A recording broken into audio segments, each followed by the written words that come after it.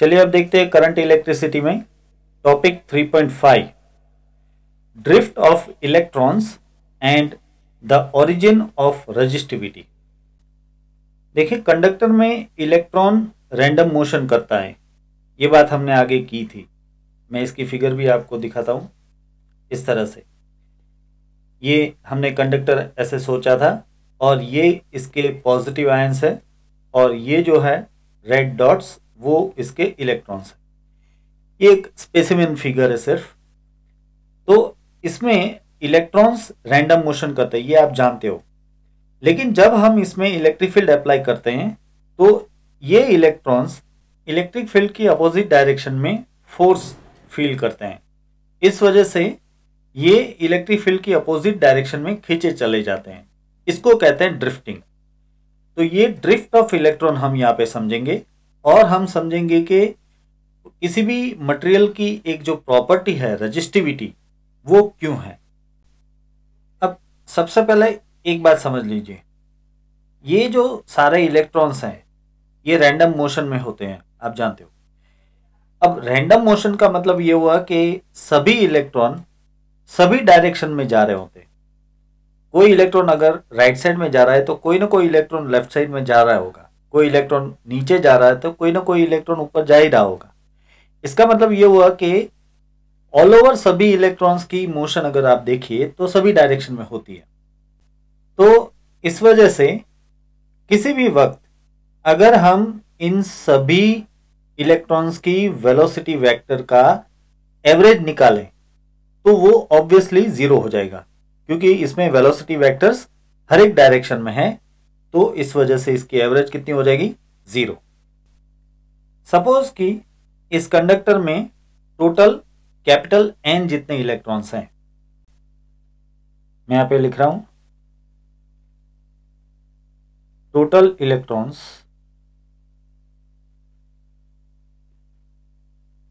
Equal to N. ठीक है।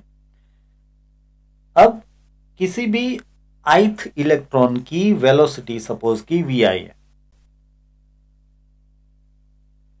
Velocity of ith electron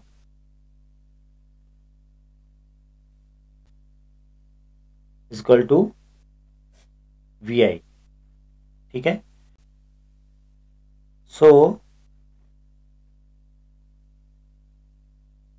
average velocity of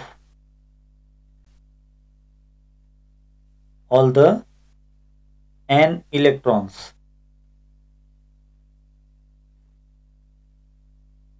जिसको मैं नाम दे देता हूं वी आई एवरेज करके, तो ये क्या हो जाएगा? 1/n sigma V I is equal to 1 to n। सही है।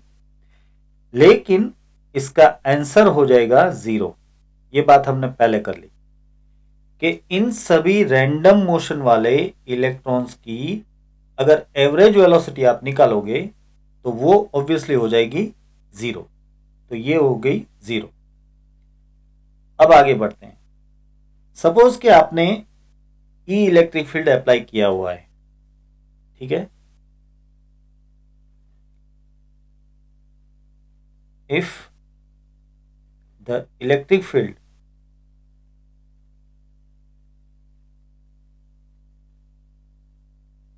applied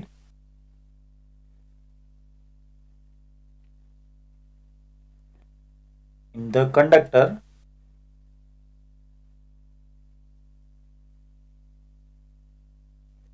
is capital E,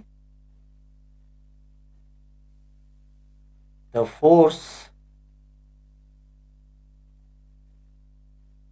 on electron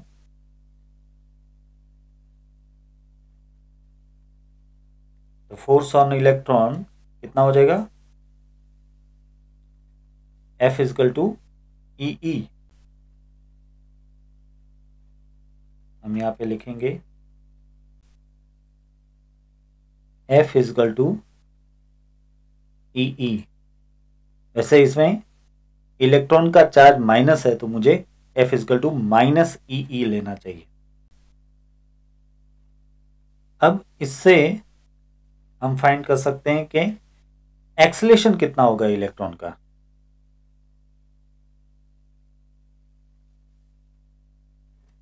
acceleration of electron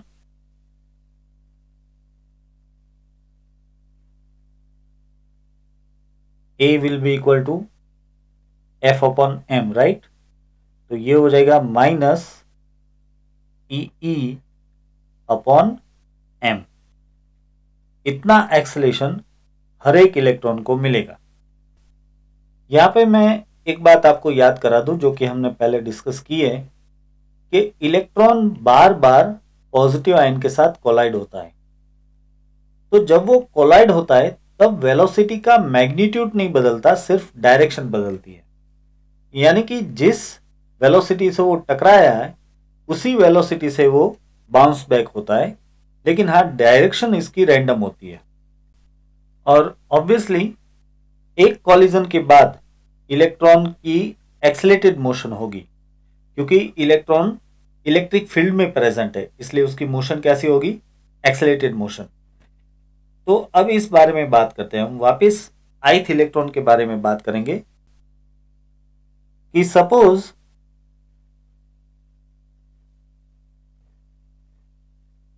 the velocity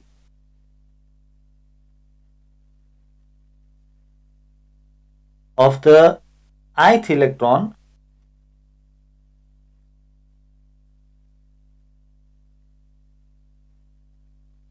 just after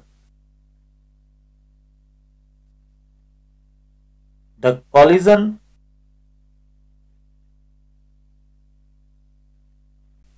with the positive ion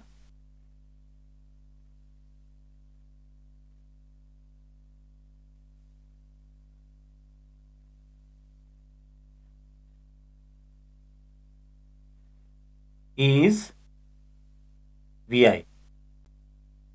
हमने अभी बात की कि इलेक्ट्रॉन पॉजिटिव आयन के साथ कोलाइड होता है और कोलाइड होने के बाद उसकी वेलोसिटी की मैग्नीट्यूड वही रहती है लेकिन डायरेक्शन बदल जाती है। तो आप सपोज कीजिए कि ये जो ith इलेक्ट्रॉन है हमारा वो पॉजिटिव आयन के साथ कोलाइड होने के बाद Vi वेलोसिटी से जा रहा है।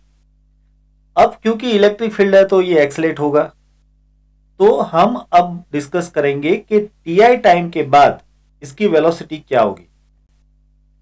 तो मैं लिखता हूं यहां पे, now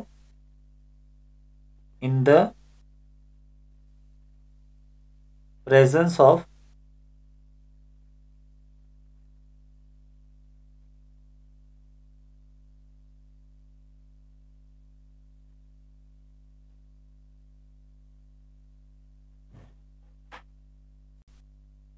electric field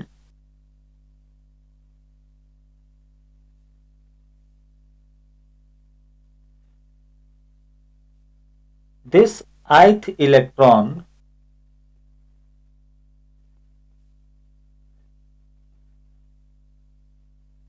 will accelerate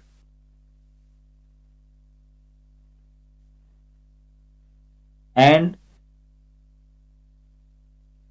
will have final velocity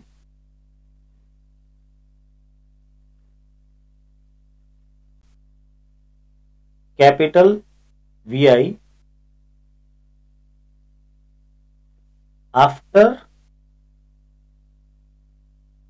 time Ti after the collision।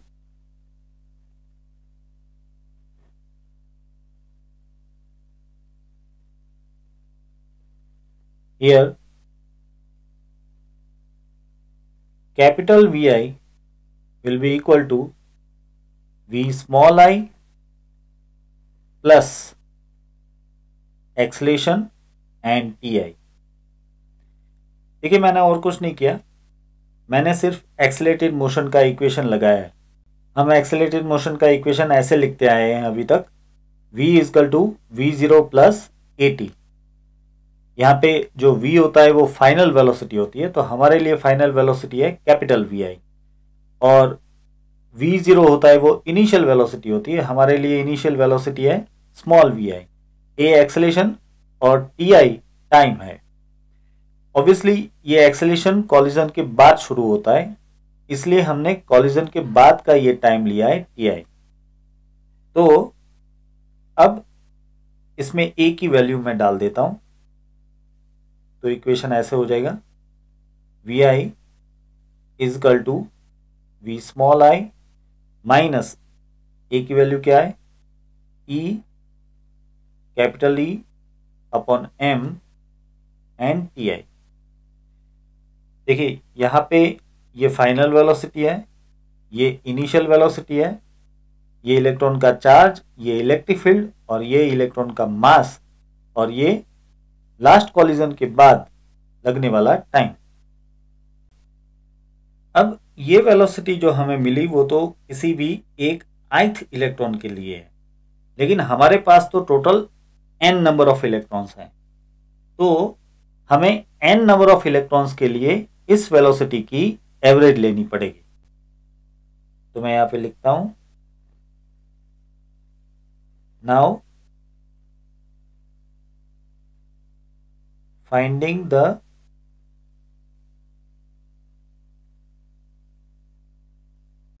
Average final velocity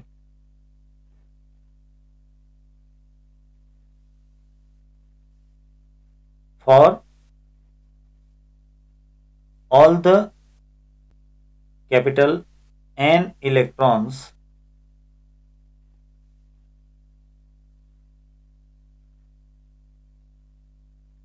we get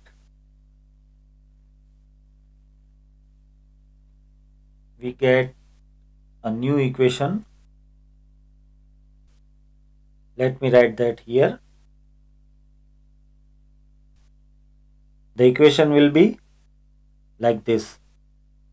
Capital VI average is equal to small vi average minus, see, small e is a constant, capital E is a constant, and m is a constant.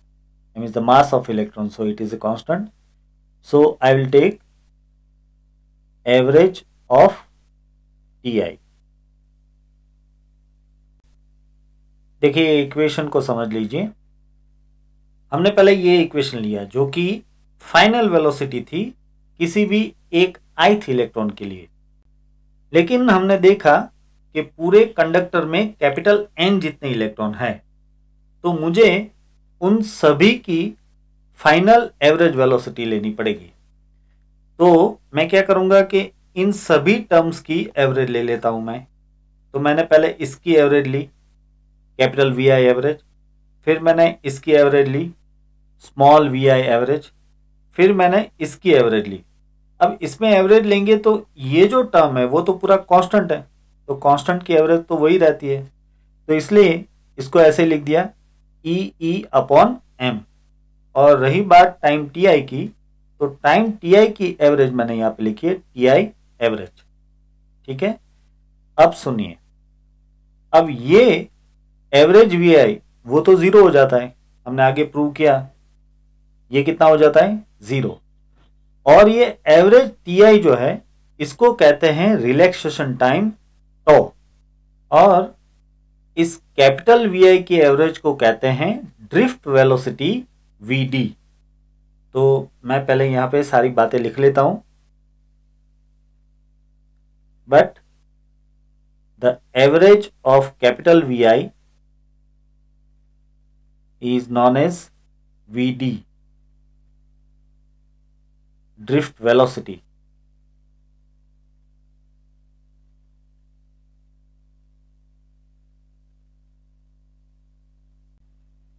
फिर average of small vi is 0, and average of Ti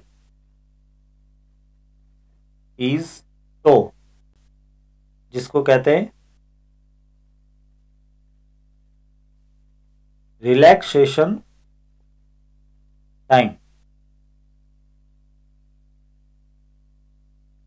ये relaxation time मैं आपको समझा देता हूं। देखिए, ये जो है हमने लिया है एवरेज टीआई। पहले तो टीआई क्या है, यहां पे देखिए इक्वेशन में, टीआई वो टाइम है जब तक ये इलेक्ट्रॉन एक्सलेट होता है, ठीक है, और एक्सलेट होने की वजह से इसको इतनी फाइनल वेलोसिटी मिलती है।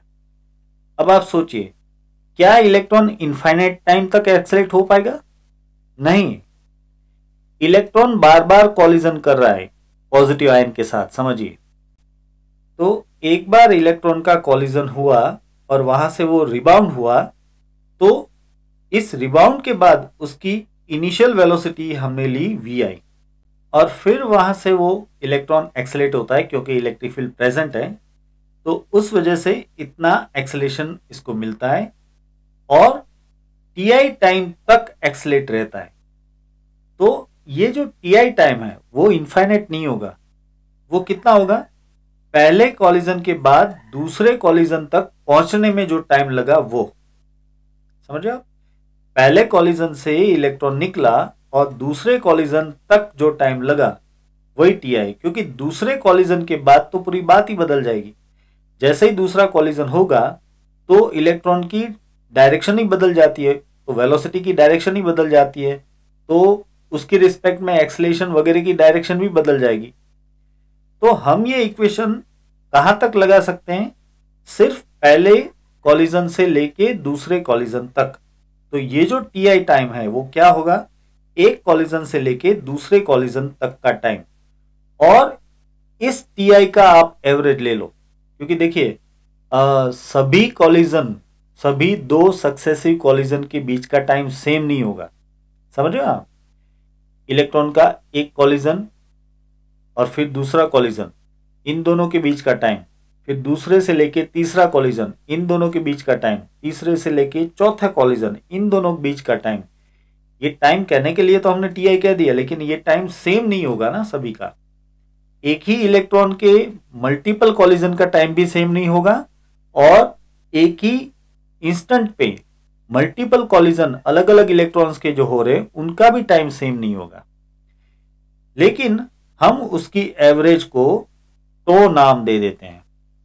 देखिए, ये टाइम सेम नहीं होगा, लेकिन हम इसकी अगर एवरेज निकालें तो इसको हम तो नाम दे देते हैं, और इसका नाम हो जाता है रिलैक्सेशन टाइम। इसका नाम रिलैक्सेशन टाइम क्यों रखा है? वो इसलिए रखा है क्योंकि ये टाइम दो कॉलिजन्स के बीच का टाइम है जिसमें इलेक्ट्रॉन रिलैक्स्ड होता है। समझ रहे हो आप? रिलैक्स्ड यानी कि उसका कोई कॉलिजन नहीं होता, बस इतना। तो इन दो कॉलिजन के बीच में इलेक्ट्रॉन रिलैक्स्ड होता है, इसलिए इस टाइम इंटरवल को कहते हैं रिलैक्सेशन टाइम। और ये जो एवरेज वी जिसको हमने वीडी कहा है, ड्रिफ्ट वेलोसिटी, इसके बारे में मैं अभी थोड़ी देर के बाद समझाता हूं। चलिए, अब ये सारी वैल्यूज हम इस इक्वेशन में डाल देते हैं, तो हमें ड्रिफ्ट वेलोसिटी वीडी का इक्वेशन मिलता है इस तरह से, VD is equal to minus E capital E upon M into tau. ये हो गया ड्रिफ्ट वेलोसिटी का एक इंपॉर्टेंट इक्वेशन। यहां पे एक बात समझने लायक है। देखिए, इक्वेशन की राइट साइड में सब कुछ कांस्टेंट है। ये इलेक्ट्रॉन का चार्ज कांस्टेंट, ये इलेक्ट्रिक फील्ड कांस्टेंट, इलेक्ट्रॉन का मास कांस्टेंट, और टो जो कि रिलैक्सेशन टाइम है वो भी कांस्टेंट है। वो वेरी थोड़ी कर रहा है, हमने एवरेज ली है इसकी, तो वो एक कांस्टेंट वैल्यू आएगी। तो ये भी कांस्टेंट है, तो इसका मतलब कि ये पूरी टर्म कांस्टेंट है, तो फिर ड्रिफ्ट वेलोसिटी भी कांस्टेंट है। इंटरेस्टिंग बात यह है कि ड्रिफ्ट वेलोसिटी टाइम टी के ऊपर, स्मॉल टी के ऊपर डिपेंडेंट नहीं आई, ये इंडिपेंडेंट है और कांस्टेंट है। और इसकी डायरेक्शन क्या होगी आप समझ सकते हो, यहाँ पे माइनस साइन आ रही है। इसका मतलब ये हुआ कि ये ड्रिफ्ट वेलोसिटी इलेक्ट्रिक फील्ड की अपोजिट डायरेक्शन में आएगी।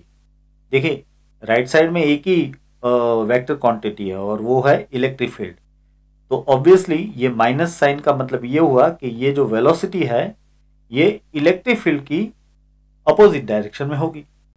ऑब्वियस सी बात है भाई, इलेक्ट्रॉन को फोर्स ही इलेक्ट्रिक फील्ड की अपोजिट डायरेक्शन में लगता है, तो इस वजह से ये ड्रिफ्ट वेलोसिटी इलेक्ट्रिक फील्ड की अपोजिट डायरेक्शन में आएगी।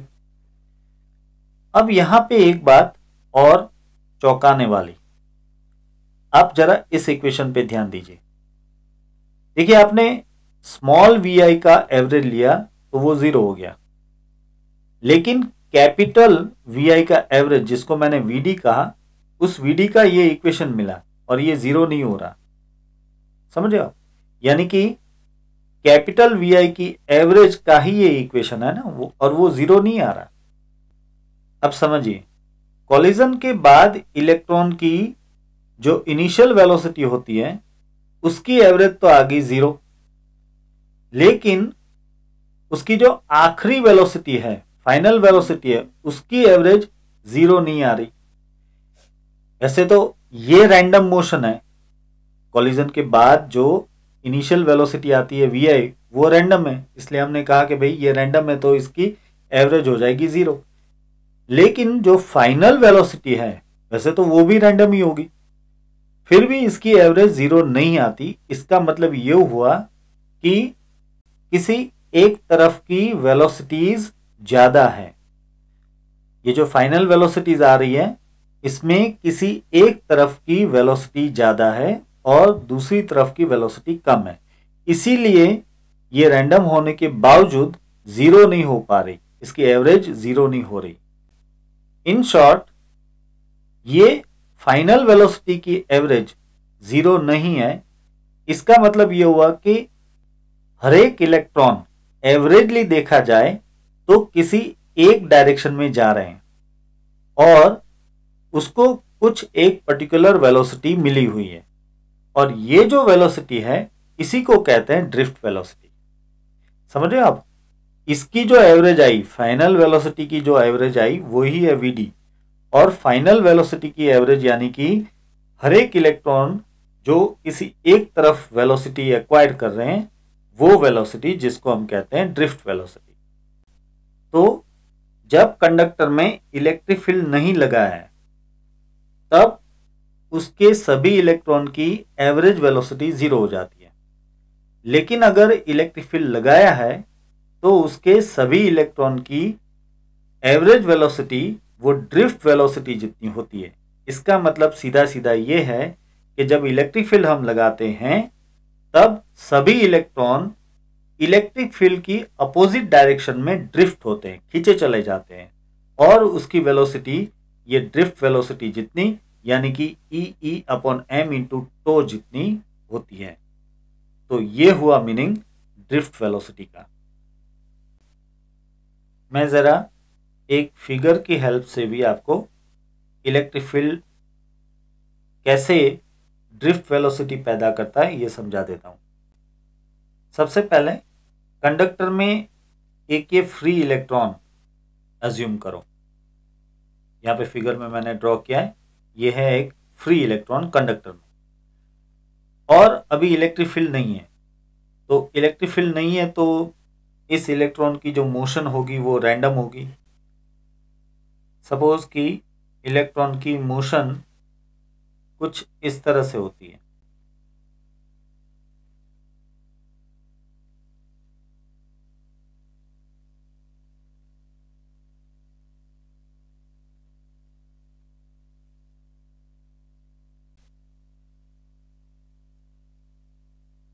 इस तरह से। पहले इलेक्ट्रॉन निकलता है और यहाँ पे कोलाइड होता है, फिर वहाँ से बाउंस होने के बाद यहाँ पे कोलाइड होता है, फिर वहाँ से बाउंस होने के बाद यहाँ पे कोलाइड होता है, और यहाँ से बाउंस होने के बाद यहाँ पे कोलाइड होता है, और फाइनली इस जगह पे कोलाइड होता है। सपोज कि ये ए इसका इनिशियल पॉइंट है और बी इसका फाइनल पॉइंट है। तो इलेक्ट्रिक फील्ड की एब्सेंस में इस इलेक्ट्रॉन ने जो रैंडम मोशन किए वो हमने अभी दिखाई। अब सपोज कीजिए कि हम इसमें इस कंडक्टर में एक इलेक्ट्रिक फील्ड प्रोड्यूस करते हैं इस डायरेक्शन, ऐसे हम इलेक्ट्रिक फील्ड अप्लाई करते हैं। अब इस हाल में यही इलेक्ट्रॉन अगर जा रहा होता तो वो कैसे जाता, ये हम देखते हैं। देखिए, इस हाल में अगर ये इलेक्ट्रॉन जा रहा होता तो ए पॉइंट से वो थोड़ा सा राइट में खिसक जाता, क्योंकि इलेक्ट्रिक फील्ड की अपोजिट डायरेक्शन में उसको फोर्स लग रहा होता। फिर यहां से भी वो थोड़ा सा और राइट में खिसक जाता, फिर यहां से भी वो थोड़ा सा ऐसे राइट साइड में खिसक जाता, यहां से भी ये थोड़ा और राइट में खिसक जाता, और फाइनली यहां भी ये थोड़ा और राइट में खिसक जाता, और फाइनली इस जगह पे यानी कि इस पॉइंट पे, इसको हम नाम दे देते हैं B dash point, B dash point पे जाके पहुंच जाता। वही इलेक्ट्रॉन जो कि इलेक्ट्रिक फील्ड की एब्सेंस में मूव करता, तो वो जैसे मूव करता वो हमने येलो पाथ से दिखाया है, और वही इलेक्ट्रॉन अगर इलेक्ट्रिक फील्ड की प्रेजेंस में मूव करता है तो वो जैसे मूव करेगा वो हमने व्हाइट पाथ से दिखाया है। आप देख रहे हो कि व्हाइट पाथ में इलेक्ट्रॉन थोड़ा थोड़ा थोड़ा राइट साइड में खींचता गया, क्योंकि इलेक्ट्रिक फील्ड लेफ्ट साइड में है तो ऑब्वियसली इलेक्ट्रॉन को कंटिन्यूस फोर्स राइट साइड में लग रहा होगा। अब इस हाल में ये आप देख रहे हो कि बी बी डैश जितना एडिशनल डिस्प्लेसमेंट इलेक्ट्रॉन ने लिया है। आप समझ रहे हो, ये जो बी बी डैश जितना एडिशनल डिस्प्लेसमेंट हुआ है, ये वाला, ये इलेक्ट्रिक फील्ड की वजह से हुआ है। अगर इलेक्ट्रिक फील्ड नहीं होता तो ये डिस्प्लेसमेंट नहीं होता। तो ये बीबी डैश जितना जो एडिशनल डिस्प्लेसमेंट हुआ है उसके अनुरूप जो वेलोसिटी मिलती है उसको कहते हैं ड्रिफ्ट वेलोसिटी। यानी कि हम बीबी डैश डिस्प्लेसमेंट डिवाइड बाय इसमें जो टोटल टाइम लगा है, टोटल टाइम यानी कि ए से लेके बी डैश तक जाने का जो टाइम लगा है, वो टोटल टाइम अगर हम इस डिस्प्लेसमेंट को टोटल टाइम से डिवाइड कर दे तो जो वेलोसिटी मिलती है वो है ड्रिफ्ट वेलोसिटी। अब मैं समझाता हूं कि हम ये ड्रिफ्ट वेलोसिटी क्यों पढ़ रहे हैं। देखिए, अगर कंडक्टर में इलेक्ट्रिक फील्ड नहीं है तो सभी के सभी इलेक्ट्रॉन रैंडम मोशन कर रहे होंगे, तो एवरेज वेलोसिटी उसकी हो जाएगी 0, या फिर कहूं कि एवरेज डिस्प्लेसमेंट अगर आप उसका गिनो तो हो जाएगा 0। लेकिन अगर आपने इलेक्ट्रिक फील्ड अप्लाई किया हुआ है, यानी कि कंडक्टर के साथ अगर आपने बैटरी जोड़ी हुई है, तभी तो इलेक्ट्रिक फील्ड प्रोड्यूस होगा। तो ऐसी हालत में इलेक्ट्रॉन को आप वीडी वेलोसिटी से इलेक्ट्रिक फील्ड की अपोजिट डायरेक्शन में जा रहा है ऐसा सोच सकते हो। वैसे इलेक्ट्रिक फील्ड की प्रेजेंस में भी उसकी मोशन तो रैंडम ही होगी। आप देख रहे हो कि इलेक्ट्रिक फील्ड की प्रेजेंस में इसकी मोशन तो रैंडम ही है, लेकिन फिर भी इसका ड्रिफ्टिंग होता है एक तरफ, और इस ड्रिफ्टिंग की वेलोसिटी जो है वो हमें मिली है वीडी। तो इसका मतलब ये हुआ कि रैंडमनेस के बावजूद एडिशनल वेलोसिटी इसमें मिलती है। कब? जब इलेक्ट्रिक फील्ड अप्लाई किया होता है तब। तो मैं फिर से कह रहा हूं कि अब हम कह सकते हैं कि अगर हमने कंडक्टर में इलेक्ट्रिक फील्ड अप्लाई किया है, यानी कि कंडक्टर को अगर हमने बैटरी के साथ जोड़ा है, तो उसमें इलेक्ट्रॉन वीडी जितनी वेलोसिटी से इलेक्ट्रिक फील्ड की अपोजिट डायरेक्शन में जा रहे होंगे, और क्योंकि इलेक्ट्रॉन किसी एक डायरेक्शन में जा रहे हैं तो उसी वजह से चार्ज एक डायरेक्शन में जा रहा है ऐसे हम कह सकते हैं, तो फिर उसी वजह से करंट प्रोड्यूस हो रहा है हम कह सकते हैं। तो अब आता है मेन कंक्लूजन कि कंडक्टर में करंट प्रोड्यूस होने के पीछे इलेक्ट्रॉन की ड्रिफ्ट वेलोसिटी रिस्पॉन्सिबल है। आई बात समझ में? तो ये मैंने आपको समझाया कि ड्रिफ्ट वेलोसिटी का इंपॉर्टेंस क्या है। ये करंट प्रोड्यूस करने के लिए रिस्पॉन्सिबल है।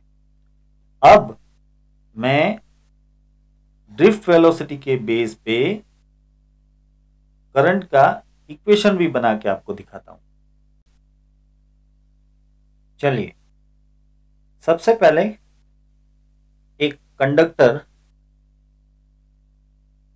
ऐसे एज्यूम कर लेते हैं हम।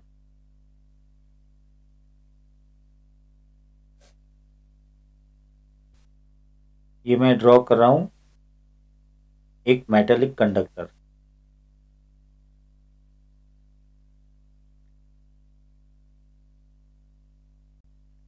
सपोज कि इसमें हमने बैटरी अप्लाई की हुई है, मीन्स कि मैंने यहाँ पे बैटरी का पॉजिटिव और यहाँ पे बैटरी का नेगेटिव दिया हुआ है। तो इस वजह से इसमें इलेक्ट्रिक फील्ड प्रोड्यूस हुआ होगा, आप जानते हो। और ये electric field positive to negative होगा हमेशा, यानी कि इस तरह से होगा। ये है कंडक्टर के अंदर जो इलेक्ट्रिक फील्ड है वो। अब इस वजह से इलेक्ट्रॉन्स, यहां पर मैं कुछ इलेक्ट्रॉन्स दिखा देता हूं। ये इलेक्ट्रॉन्स लेफ्ट से राइट साइड में मूव कर रहे होंगे और इनकी वेलोसिटी ऑब्वियसली ड्रिफ्ट वेलोसिटी जितनी होगी। कितनी होगी? वीडी जितनी वेलोसिटी होगी। तो ये इलेक्ट्रॉन्स वीडी जितनी वेलोसिटी के साथ लेफ्ट टू राइट डायरेक्शन में जा रहे होंगे। ऐसा क्यों? क्योंकि हमने कहा कि हमने इसमें इलेक्ट्रिक फील्ड ई अप्लाई किया है। ये वीडी कितनी होगी? वीडी का equation E upon M into tau. अब इस कंडक्टर में आप दो क्रॉस सेक्शनल एरिया ऐसे सोचो जो कि करंट के बिल्कुल परपेंडिकुलर हो और एक दूसरे के पास हो। देखिए इस तरह से, ये मैंने दो क्रॉस सेक्शनल एरिया सोच लिए और ये एक दूसरे के पास है। सपोज कि इन दोनों क्रॉस सेक्शनल एरिया के बीच का जो डिस्टेंस है वो डिस्टेंस है लेट अस से x, और ये क्रॉस सेक्शनल एरिया है a जितना। ठीक है। अब इसमें से इलेक्ट्रॉन्स पास हो रहे हैं, ऐसे इलेक्ट्रॉन्स पास हो रहे हैं। ठीक है। और इस क्रॉस सेक्शनल एरिया के बिल्कुल परपेंडिकुलर पास होंगे, इस तरह से परपेंडिकुलर इलेक्ट्रॉन पास होंगे। अब सपोज कि इलेक्ट्रॉन को इन दोनों क्रॉस सेक्शनल एरिया के बीच का ये जो डिस्टेंस है ये ट्रैवल करने में टाइम लगता है डेल्टा टी जितना। कितना टाइम लगता है? Delta T. तो एक सीधी सी बात आपको यहां पे दिख रही है that here we can write x will be equal to vd into delta T. समझिए आप, मैंने और कुछ नहीं लिखा, ये distance is equal to velocity into time लिखा है। देखिए सभी इलेक्ट्रॉन vd वेलोसिटी से जा रहे हैं, ये डिस्टेंस है x और इसमें टाइम लग रहा है डेल्टा टी। तो ऑब्वियसली हम लिख सकते हैं x is equal to vd into delta T. अब दूसरी बात, इन दोनों क्रॉस सेक्शनल एरिया के बीच का जो वॉल्यूम है वो मैं फाइंड करना चाहता हूं। मानिए कि ये जो वॉल्यूम है वो है v जितना। ठीक है, मैं यहां पे लिखता हूं volume between two cross sectional area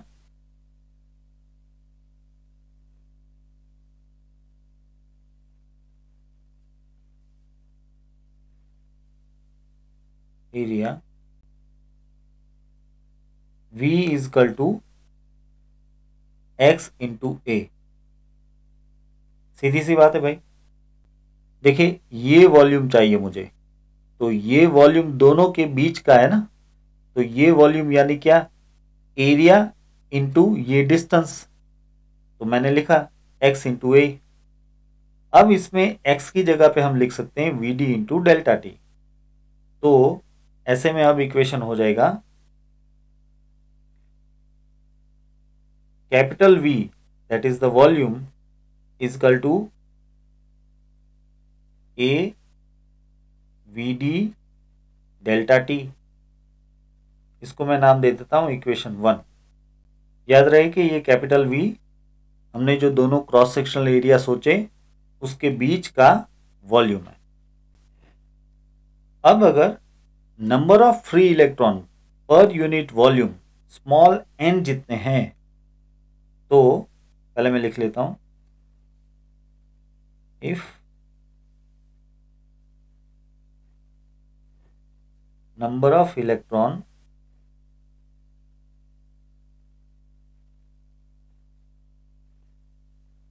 per unit volume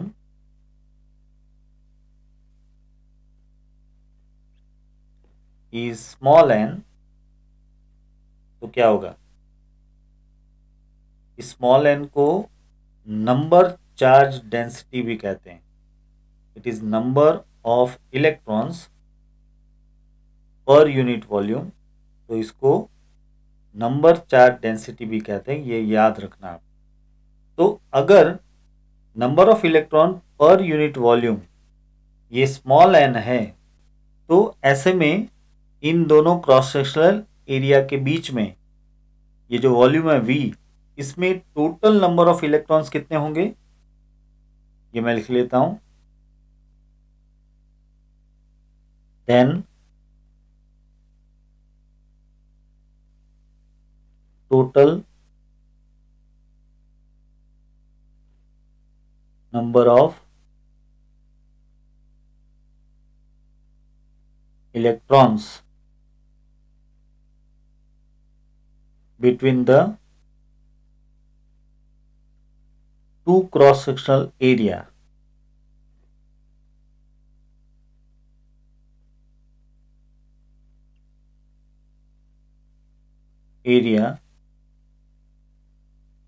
will be capital N is equal to small n into V, and so you can write it like small n A V D into delta T। ये मैंने equation 1 से लिया है। देखिए बिल्कुल आसान चीज है। स्मॉल n क्या है? Small n is number of electron per unit volume, यानी कि आप लिख सकते हो कि small n is equal to capital N upon V। सही है। Number of electron per unit volume is number density, या फिर कहें स्मॉल n। तो ऑब्वियसली इसमें से capital N is equal to क्या हो जाएगा? Small n into V। तो वही मैंने लिखा है capital N is equal to small n into V। फिर ये जो V है, V का पूरा इक्वेशन डाल दिया ए V D into delta T. तो हमें कैपिटल N मिल गया। याद रहे कि कैपिटल N क्या है? कैपिटल N इन दोनों क्रॉस सेक्शनल एरिया के बीच में जो इलेक्ट्रॉन्स हैं उसका टोटल नंबर है। Capital N is equal to small n A V D into delta T.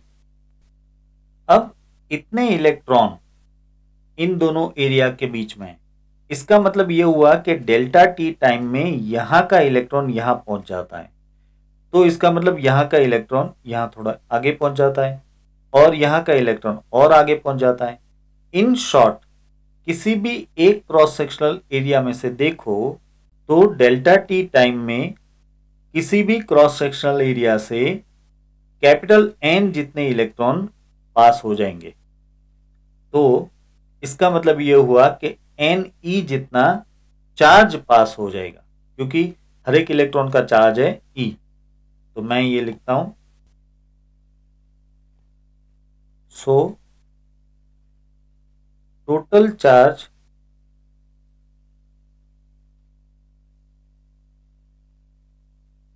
passing through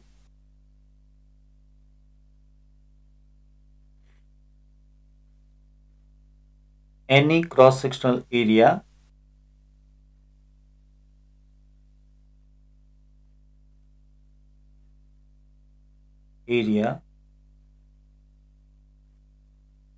in delta t time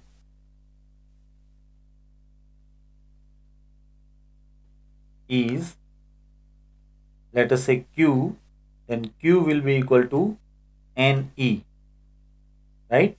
And now I can put the equation of n. तो हम लिख सकते हैं n e a v d into delta T. तो इतना charge किसी भी cross sectional area से डेल्टा टी टाइम में पास हो रहा है। तो मैं इसमें से करंट का इक्वेशन अब आराम से बना सकता हूं। आप जानते हो कि current is equal to charge upon time, तो उसी का मैं यूज करूंगा यहां पे और करंट का इक्वेशन बना लेंगे हम। चलिए बनाते हैं। So current passing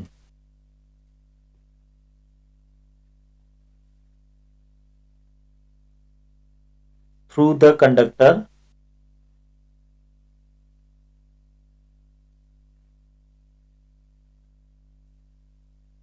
is I is equal to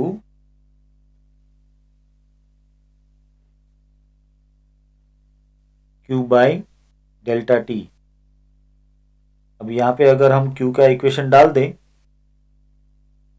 तो क्या होगा, देखो ये Q के इक्वेशन में N E A V D into delta T है, लेकिन यहाँ पे डिनोमिनेटर में भी डेल्टा टी है, तो ये डेल्टा टी कैंसिल हो जाएगा और आपको इक्वेशन मिलेगा N E A V D. ये हो गया हमारा एक बहुत ही इंपॉर्टेंट इक्वेशन, ड्रिफ्ट वेलोसिटी का इक्वेशन। बच्चों ये इक्वेशन खास तौर पे आप याद रखना, I is equal to N E A V D. यहाँ पे वी डी यानी कि इलेक्ट्रॉन की ड्रिफ्ट वेलोसिटी, ए यानी कि कंडक्टर का क्रॉस सेक्शनल एरिया, ई इलेक्ट्रॉन का चार्ज, एन यानी कि नंबर चार्ज डेंसिटी या फिर ऐसे कहो कि number of electron per unit volume, और आई इसमें प्रोड्यूस होने वाला करंट। अब आगे एक और इक्वेशन डिराइव करते हैं। आप जानते हो कि करंट डेंसिटी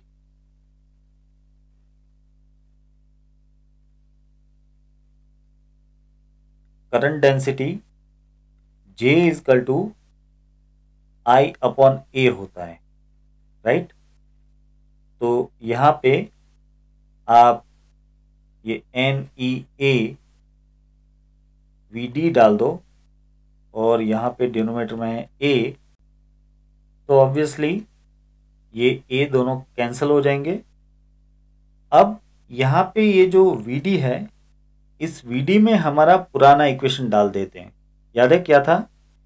ई अपॉन एम इंटू टो, इसको मैं डाल देता हूं, ई स्मॉल ई और capital E upon M into tau. मैं यहां पे लिख भी देता हूं, v d is equal to e upon M into tau. देखिए यहां पे हम इलेक्ट्रॉन की माइनस साइन नहीं ले रहे हैं, क्योंकि हमें यहाँ पे सिर्फ वीडी के मैग्नीट्यूड से मतलब है। और अब इसको डालने के बाद जे का इक्वेशन क्या हो जाएगा, देखिए ये हो जाएगा एन ई स्क्वायर, दो ई हो गए ना, अब एन ई square capital E upon M into tau. ये हो गया जे का इक्वेशन, जे यानी कि करंट डेंसिटी, एन ई square e upon M into tau. ये इक्वेशन भी एक बड़ा इंपॉर्टेंट इक्वेशन है, इसको भी आप अच्छे से याद रखना। अब इसमें से हम हमारे आखिरी कंक्लूडिंग पार्ट की ओर जाते हैं और ये है कि रजिस्टिविटी फाइंड करना। देखिए कैसे फाइंड करते हैं हम रजिस्टिविटी। चलिए, आपको याद होगा कि हमने आगे जे का एक इक्वेशन ऐसे लिया था, जे इजकल टू सिग्मा ई। सही है। अब ये इक्वेशन और हमारा जो आखिरी इक्वेशन है इसको हम कंपेयर कर देते हैं। So we can write that sigma E is equal to an e square capital E upon m into tau, right. अब ऑब्वियसली E दोनों साइड कैंसिल हो जाता है तो हमें मिलेगा sigma is equal to N E square upon m into tau. अब आगे आप जानते हो कि रजिस्टिविटी रो, याद है ना, resistivity rho is 1 upon sigma. तो इसका मतलब कि ये जो इक्वेशन है इसका मैं इनवर्स ले सकता हूं। तो रजिस्टिविटी का इक्वेशन हो जाता है m upon N E square into tau. ये हो गया रजिस्टिविटी का फाइनल इक्वेशन। ये भी एक बड़ा ही इंपॉर्टेंट इक्वेशन है बच्चों, आपको इस इक्वेशन को भी अच्छे से याद रखना है। Rho is equal to m upon N E square tau. यहाँ पे m यानी कि इलेक्ट्रॉन का मास, n यानी कि नंबर डेंसिटी या फिर number of electron per unit volume, और टो यानी कि रिलैक्सेशन टाइम। मैं यहाँ पे लिखूंगा this is resistivity of a given conductor।